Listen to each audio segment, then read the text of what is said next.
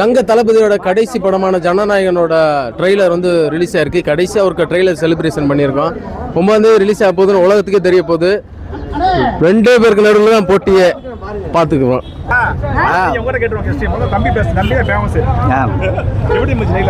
Trailer Bhagwant kesari தான் சொன்னாங்க. ஆனால் ஃப்ரேம் பார்க்கும்போது கேசரி பகவந்த் கேசரி மாதிரியே இல்லை.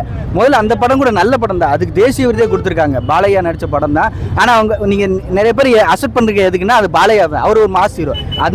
அதே கான்செப்டை நம்ம மாஸ் ஹீரோ பண்ணும்போது ஆனால் அதில் நிறைய மெசேஜ் இருக்குது. பொம்பளைங்களோட பாதுகாப்பு, அதுக்கப்புறம் நிறைய அரசியல் கருத்துக்கள் நிறைஞ்ச ஒரு படம். அது அண்ணனே எடுத்து அரசியல் வரப்போகிறனால இந்த நம் நாடுன்னு ஒரு படம் எம்ஜிஆருக்கு எப்படி இருந்துச்சோ அதை வச்சு அவர் நம்மளுக்கு அரசியல் செல்வாக்கு மக்கள்கிட்ட வரவேற்பு இருக்கான்னு பார்க்குறதுக்காண்டி அது எடுத்தாப்புல. அதே மாதிரி அண்ணே ஜனநாயகன் இந்த படத்துக்கு அவர் எடுத்திருக்காப்புல.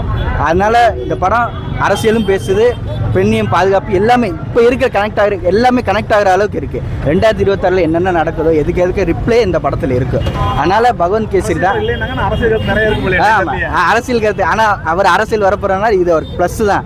அதனால் ரொம்ப நல்லா இருக்குது ஜனநாயகன். ஆனால் இதுக்கும் எதிர்ப்புகள் இருக்கும். தேட்டரில் எம்ஜிஆருக்கே நடந்திருக்கு, ஸ்க்ரீன்லாம் கிழிக்கிற அந்த மாதிரி நிறைய இது தேட்டர்லாம் நடந்திருக்கு. அதெல்லாம் இல்லாமல் இந்த படம் நல்லபடியாக ஓடி மக்கள்கிட்ட நல்ல வரவேற்பு அன்னை அரசியலுக்கு வரணும்னு நினைக்கிறோம்.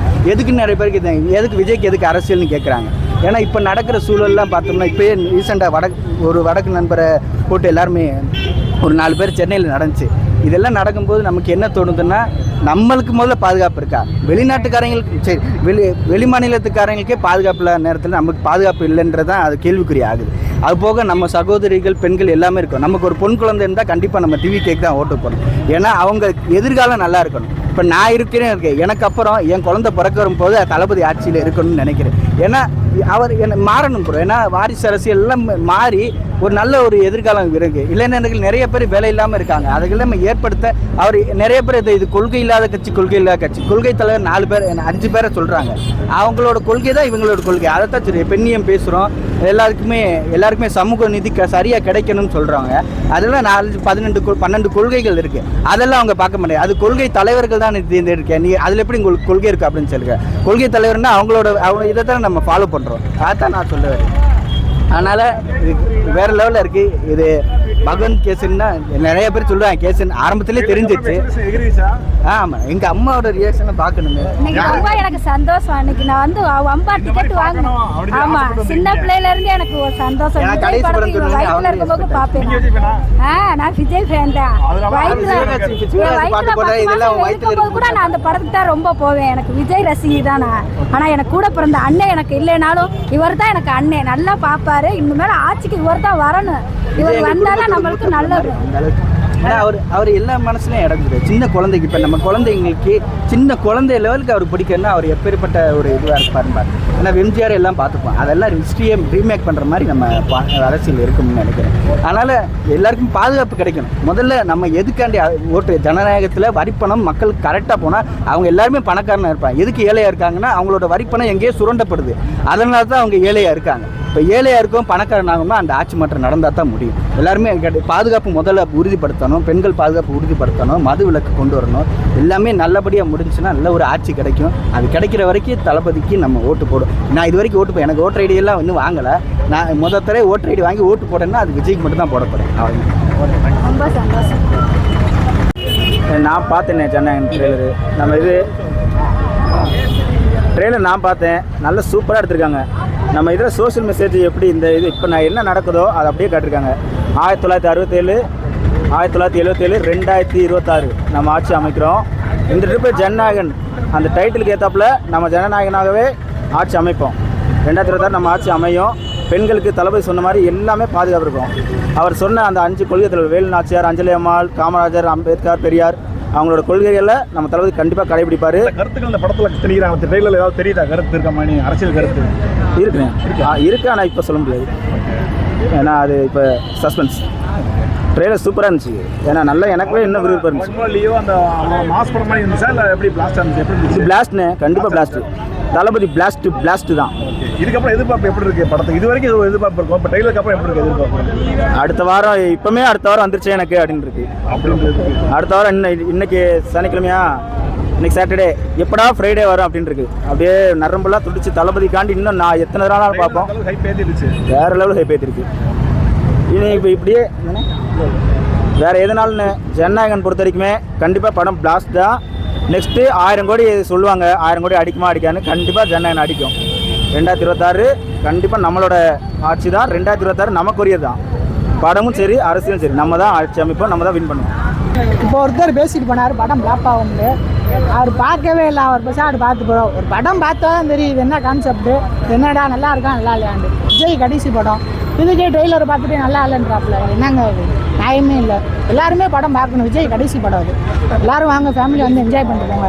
மற்றபடி ரீமேக்குன்னா என்னங்க, அஜித் தான் ரீமேக் எடுத்தாப்புல. அது நல்ல கருத்துள்ள கான்செப்ட் தான் அதெல்லாம். நேர்கொண்ட பார்வை தான் நல்லா. ஆமாம், நான் தான் ஒரு ஆமா தான். அம்மாவில் அணிலுக்கு சப்போர்ட் பண்ணி பேசுகிறேன்ல. அணில் எல்லாருமே ஒன்று தாங்க, எல்லாருமே ஒரே ஃபீல்டில் இருக்காங்க, நல்லா இருந்துட்டு போகிறாங்க. ஆமாம், நான் இப்போ அஜித் தான் எனக்கு பிடிக்கும் விஜயோட. ஆக்சுவலாக நான் விஜய்க்கு தான் ஓட்டு போட போகிறேன்.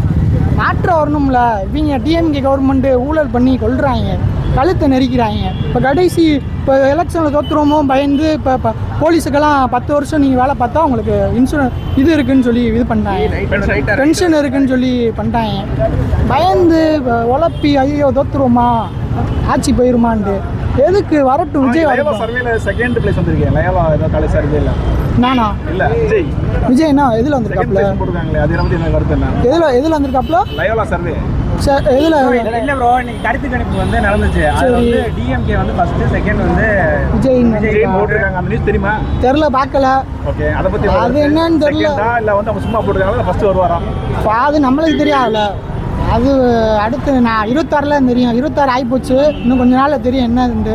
எல்லாருமே ஆனால் விஜய்க்கு ஓட்டு போடுங்க. ஏன்னா மாறணும். இந்த ரோடெல்லாம் வந்து குண்டும் குழியுமாக இருக்குது. கவர்மெண்ட் ஊழல் பண்ணி எல்லாருமே ஊழல்வாதியாக இருக்காங்க. எல்லா அரசியல்வாதி டிஎம்கேல வந்து எல்லா அமைச்சர், எல்லா எம்பி எல்லாருமே காசு துரண்டி தின்னதான் பார்க்குறாங்க தவிர மக்களுக்கு கொடுப்போம்னா ஒரு மனசே கிடையாது. இவர் வந்து விஜய் வந்து அவர் மேம்பட்ட முறையில் அவர் தனியாக சுயமாக உழைச்சி வந்து அவர் காசில் முன்னேறி வந்திருக்காப்புல. அவர் வந்து காசு சொரணும்னு நினைக்க மாட்டாங்க. கூட இருக்கிறவங்க லைட்டாக சொரண்டி தின்னுவாங்க, ஆனால் இவங்கள மாதிரி தின்ன மாட்டாங்க. ஏதோ பண்ணுவாங்க. அதுக்காச்சும் ஓட்டு போடுங்க, மாற்றம் வரட்டும், அவ்வளோதான். இல்லாட்டி இவருக்கு போடுங்க, மோடிஜிக்கு போடுங்க. அவர் பாவம் நல்லா உழைக்கிறாப்புல, அவ்வளோதான். சூப்பராக இருந்துச்சு. இதெல்லாம் விஜய் அண்ணனை எப்படி நாங்கள் பார்க்கணுன்னு ஆசைப்பட்டோமோ. ஒரு கடைசி படம் ரொம்ப வருத்தமாக இருந்தாலும் அவர் அதெல்லாம் விட்டுட்டு ஒரு நல்ல விஷயம் வந்திருக்காரு. என்ன அரசியலில் எப்படி இந்த அரசியல்வாதிகளாம் இருந்துட்டு சாட்டை எடுத்துகிட்டு இந்த செகண்ட்லுக்குள்ளே அடிக்கிறாரோ அதே மாதிரி படத்தில் அடிக்கிறாரு. அதே மாதிரி மார்ச்சில் எலெக்ஷனில் அடிப்பார். சும்மா நான் திரும்ப சொல்லிக்கிட்டே இருக்கேன். அவரோட பவர் என்ன வேல்யூ என்னன்னு தெரியாமல் சும்மா ஏதாவது சின்ன சின்ன பிராண்டிங் பண்ணிக்கிட்டு கிறுக்குத்தனம் பண்ணிக்கிட்டு இருக்கீங்க. சரிங்களா? பொறுத்திருந்து பாருங்க. நானும் வெயிட் பண்றேன், நீங்களும் எலெக்ஷன்ல வெயிட் பண்ணுங்க.